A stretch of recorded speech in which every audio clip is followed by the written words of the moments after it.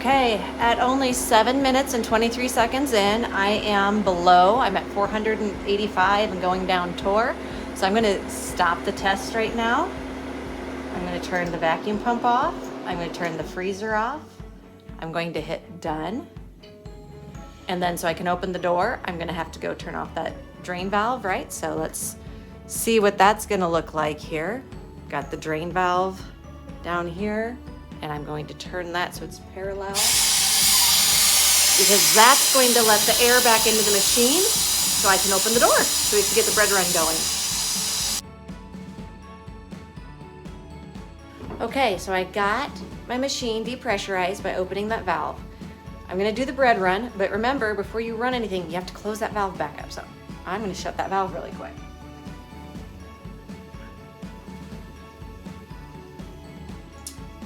I have decided to just take a spray bottle and wet my bread, not soaking it, but fairly thoroughly on both sides.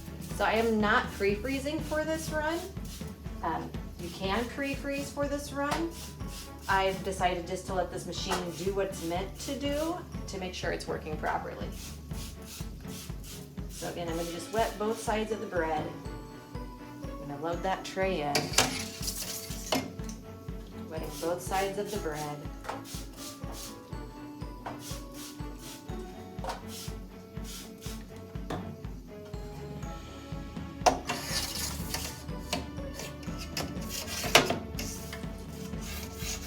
Helps if the tray goes in straight.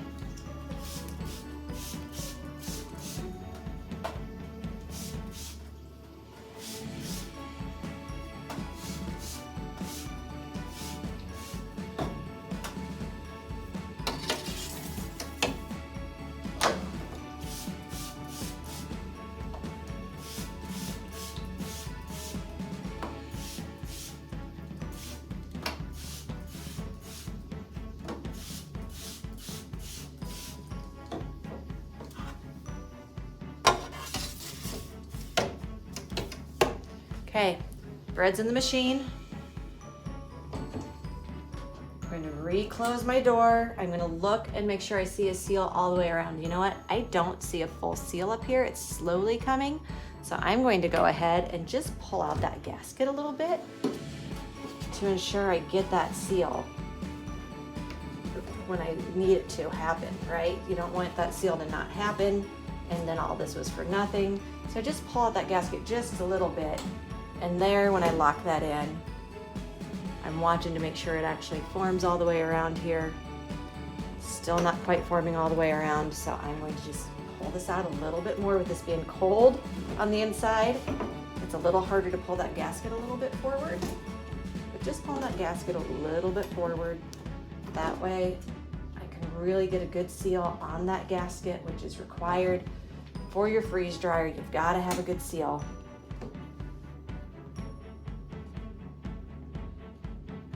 Now I've got a seal going all the way around, which is what I wanted to see. And since I'm new to this, I've got to pull out the manual because I don't know what I'm doing yet either, folks. So I can customize my freeze dryer name. That's on page 12. I'll worry about that later. I think I'm going to call him Olaf. So we shall see. So first time you hit start, I'm supposed to select my pump. So I'm going to hit start. And I've got the Premier oil pump. So I'm gonna hit save.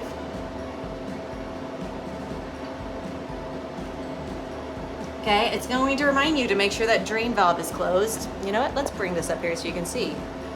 So it's going to remind you to make sure that drain valve is closed. So I made sure I closed it already. So I'm gonna hit continue.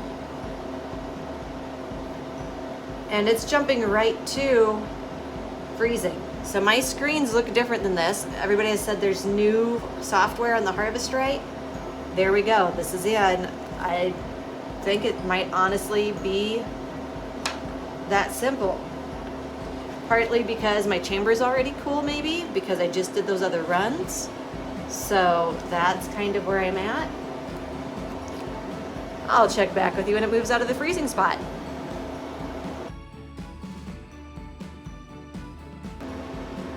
Okay, so I am 25 minutes into my first run. It's still freezing. We'll check back in a little bit. So I'm going to go ahead and open the drain valve to vent to see if this is done, all of that good stuff, and we will go from there.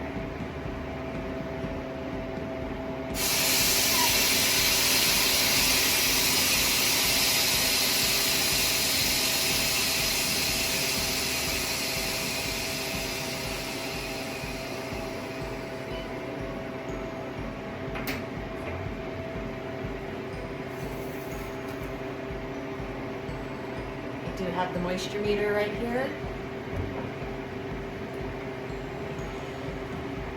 I will tell you that feels like some of the driest toast I've ever seen. Go ahead and stick that in there.